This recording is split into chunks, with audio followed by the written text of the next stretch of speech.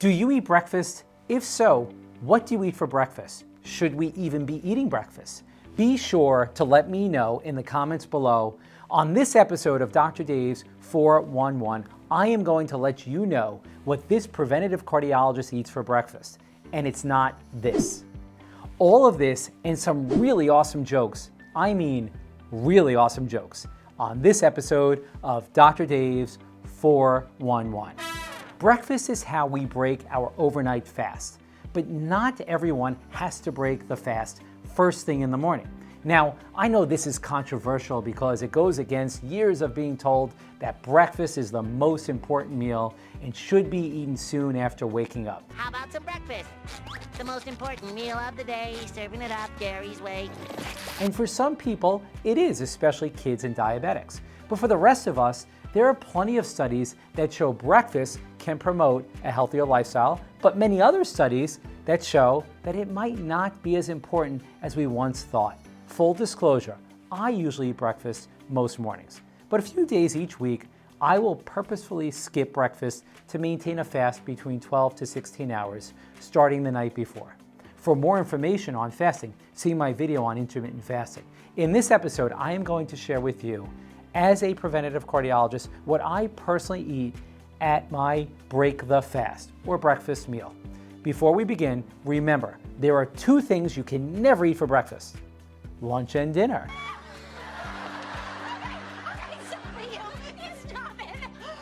Okay, bad joke. So basically, I eat three types of meals for breakfast, and here they are. Breakfast option number one, steel-cut oats with berries and nuts. Let's break it down. Steel-cut oats tend to be the least processed of the oats and tend to create a slower rise in blood sugar. They also contain both fiber and micronutrients. And remember, if time is an issue, they have instant steel-cut oats. Now, once we have the steel-cut oats, it is time to dress them up for the big party.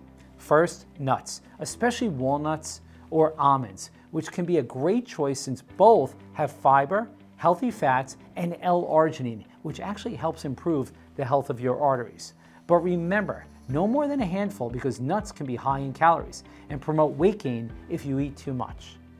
And finally, berries. I love berries. High in antioxidants and fiber without raising the blood sugar rapidly, they are the perfect addition to add sweetness to your meal. Speaking of berries, what do you call blueberries playing the guitar? A jam session. All right, that's a joke I wrote a while ago. It usually goes better. Okay. Breakfast option number two, egg white omelet with a nutritious filling. I have said it before, I love egg whites. I usually have 3 to 4 egg whites with vegetables or avocado and or beans. These ingredients give you a great source of protein and fiber to start your day. The beans are a great source of protein, fiber, and antioxidants. What about the yolk? I also enjoy the yolk because it is packed with nutrients. I will usually have 1 yolk for every 3 eggs I use. If you need more information on eggs and egg yolks, check out my excellent video on eggs. Speaking of eggs, how did the omelet find out she was ill? She had a medical exam. Exam? Breakfast option number 3, smoothies. I absolutely love smoothies. The main reason is few options pack as many nutrients, fiber, and hydration with very minimal work as a smoothie. One of my favorite things is to go to the gym in the morning and have a smoothie when I am finished. I always make my own smoothie and will typically use the following in my NutriBullet or blender. First, I use half water and half unsweetened oat, almond, or soy milk. I try to avoid dairy for several reasons, but primarily because of lactose intolerance. Next, I add frozen spinach or kale. I love these ingredients because they have a neutral taste and are full of vitamins, antioxidants, and fiber. It also makes me feel healthy drinking a bright green drink. Don't ask. Next, for a little extra protein, approximately 30 grams, I use a plant-based protein powder, which can be found at any local or food store or online. I will use 1 to 2 scoops depending on the brand. I recommend trying a few different brands and deciding which is best for you. Always make sure they don't have added sugar or too many calories per serving. I would aim for less than 100 calories per serving.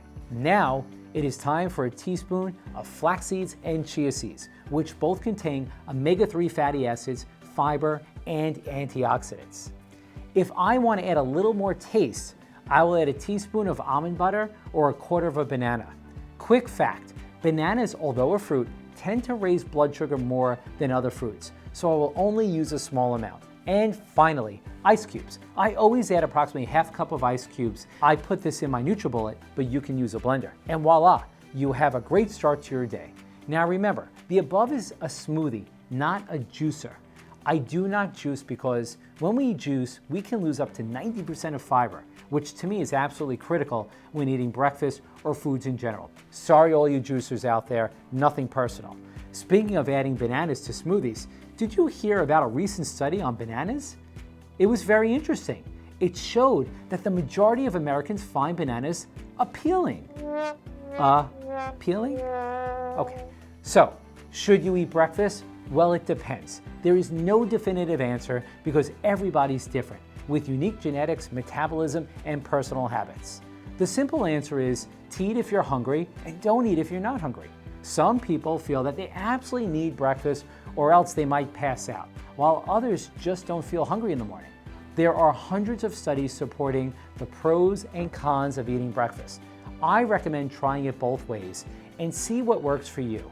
But one thing we need to make clear, it is critical to eat whole food products. I absolutely avoid highly processed sugar-filled cereals, cereal bars, sweetened oatmeal, and refined carbs like bagels, muffins, and pastries.